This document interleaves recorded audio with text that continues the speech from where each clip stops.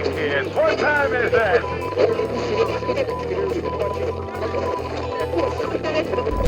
Hey guys, Keith here from GeekTime TV, and I'm going to talk about someone who's kind of been out of the mainstream for quite some time and then made headlines about twice in 1 week.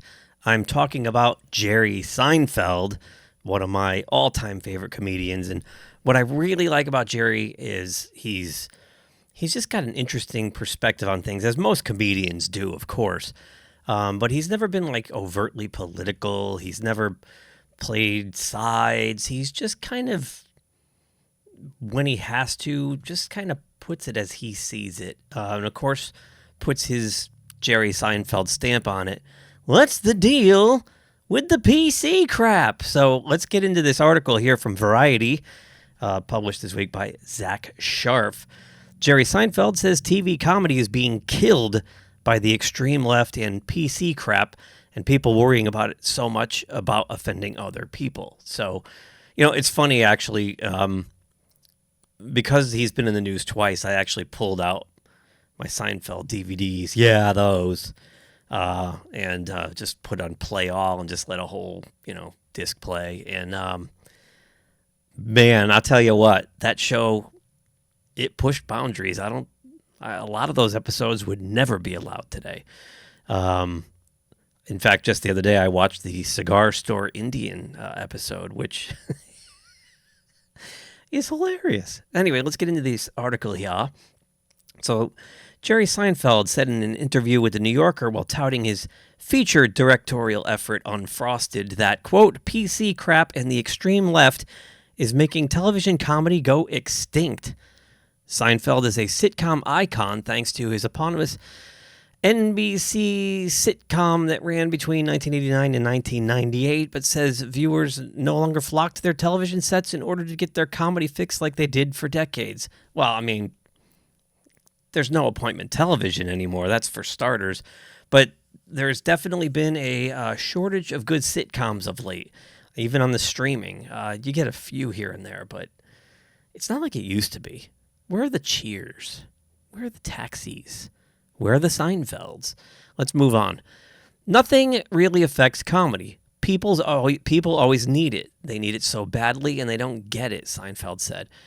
It used to be you would go home at the end of the day, and most people would go, oh, Cheers is on. Oh, MASH is on. Oh, Mary Tyler Moore is on. All in the Family is on. You just expected there'll be some funny stuff we can watch on TV tonight. Well, guess what? Where is it? This is the result of the extreme left and PC crap and people worrying about offending other people, worrying so much about offending other people. He continues, Seinfeld noted that comedy fans are now going to see stand-up comics because we're not policed by anyone. The audience polices us. We know when we're off track. We know instantly, and we adjust to it instantly. But when you write a script and it goes into 4 or 5 different hands, committees, groups, here's our thought about this joke, and well, that's the end of your comedy. And he's exactly right. I mean, we know now they're hiring sensitivity readers on a lot of these productions. And when you hire a sensitivity reader, you might as well put RIP on your production right there. It's over. It's gone. You can't turn someone's vision into a political football and let an entire committee have their say. Art is subjective. So every single person there is going to have a different take on it. And you're never going to get anything accomplished that way. You're just going to compromise it down to, well, as Jerry says, garbage. Let's see what he says here. Quote, we did an episode of Seinfeld in the 90s where Kramer decides to start a business of having homeless people pull rickshaws because, as he says, they're outside anyway.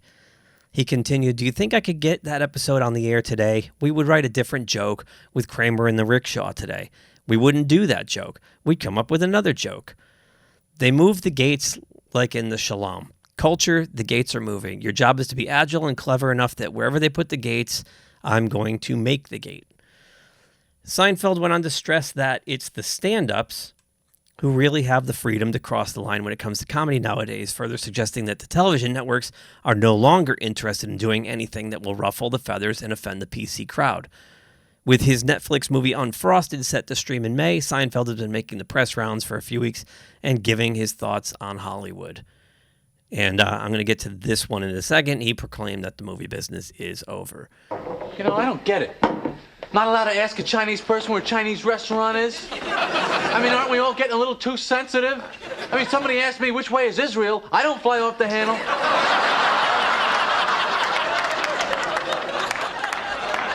So it's no secret that Disney, among other studios, have lost a ton of money. Disney really took it on the chin, especially in 2023.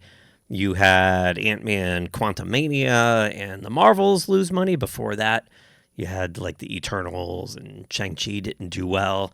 They did, remakes and reboots that didn't work, like a reboot of Haunted Mansion, a live-action remake of The Little Mermaid, and of course, we all know what they did to poor Dr. Jones. And then their animated stuff's not working. The Pixar film Elemental bombed. Before that, Lightyear. And then you had Wish bomb as well. So Disney really took it on the chin, and a lot of that has to do with what Jerry said about movies by committee, being careful, and inserting ideology into your films. So Jerry says the movie business is over and film doesn't occupy the pinnacle in the cultural hierarchy anymore. Disorientation has replaced it. What does he mean by that? Let's find out. So Jerry Seinfeld is finally a movie director with the upcoming premiere of his feature debut, Unfrosted, backed by Netflix. The star-studded comedy is a fictional account of the creation of Pop-Tarts toaster pastries. Kids don't eat those. They're toxic. Very bad for you. In a new interview with GQ magazine, Seinfeld reflected on his experience jumping into the movie making for the first time so late in his career.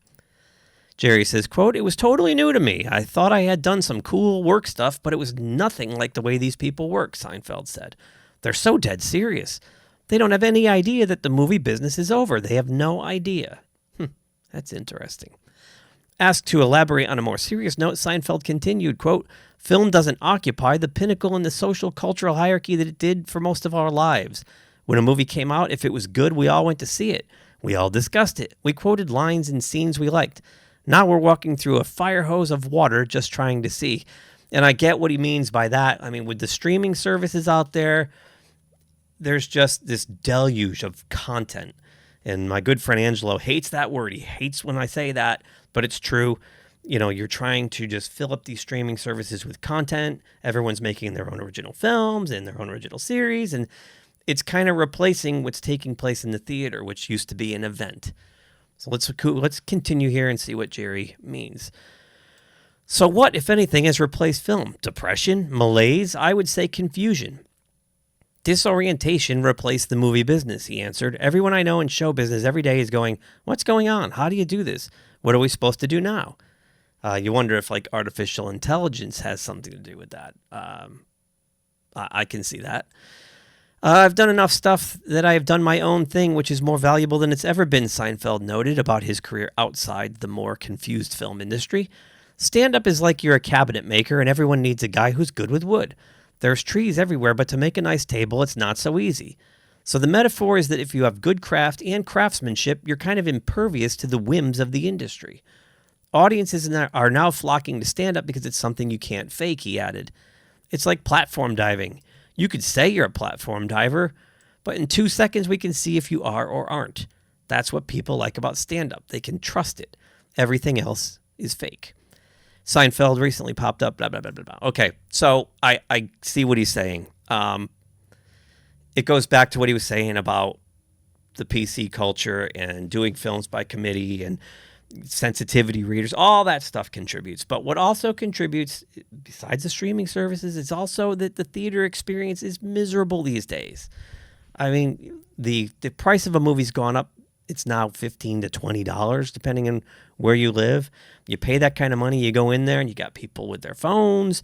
You got people having conversations. I recently went to a film with my daughter, and like 6 people came in, sat in the same row as us, with bags of Chinese food, opened them up. They were using their phones as flashlights so they could pass food back and forth. They were talking at the volume I'm talking, like they were home in their living room or in their kitchen. And it was really, really irritating. Yeah, the theater gave me free passes to come back, but that's the kind of annoyance and the kind of thing that would drive people away. Plus, I mean, let's face it, if you're basically under the age of 35, you're fine watching it on your phone. And that's a sin. So, kids nowadays, they'll sit and watch a movie at home with the phone or a tablet. They're just multitasking. They're doing multiple things. So they're not really immersing themselves in the art. And addressing what Jerry said about the craftsmanship and being a good craftsman makes me wonder, and I've been saying this for a while now, what happens when the auteurs of our generation are gone? I mean, Marty Scorsese's over 80. He'll be gone soon. So is Ridley Scott. And Quentin Tarantino's retiring after his next film. What happens when Chris Nolan and the David Finchers of the world hang it up? I mean, then you will have nothing but movies by committee. Movies that are chasing trends. The funny part is a lot of these committees are following what's happening on social media like Twitter, which does not really exemplify what the real world is about. So they're altering course based on nonsense, or a small percentage of the population, really. So they're chasing an audience base that doesn't exist. They're trying to appease people that can't be appeased or will not pay for a product. So, there is a lot of confusion out there, Jerry. And I agree with a lot of what he says. It's makes you wonder, will the film business be around in 20 years? I don't know. I think it's dying a slow death, but I'm just a moron with a microphone. What do you guys think? Leave a comment below. Smash that like button if so inclined. If you haven't subscribed, please do. It helps us with the algorithm to try to grow this channel. If you don't care, don't subscribe. It's fine too. It works either way. Thank you for watching. You guys be safe. I'll see you all the next time I make a video. Bye-bye. Thanks for watching GeekTime TV. If you like this video, please subscribe to the channel. If you subscribe, make sure to check the little bell icon anytime someone from our network drops new content here. Want some GeekTime swag? Check out the merchandise available in the GeekTime TV store, linked in the channel description below. Share GeekTime TV with friends, and as always, thank you for your support. We'll see you soon.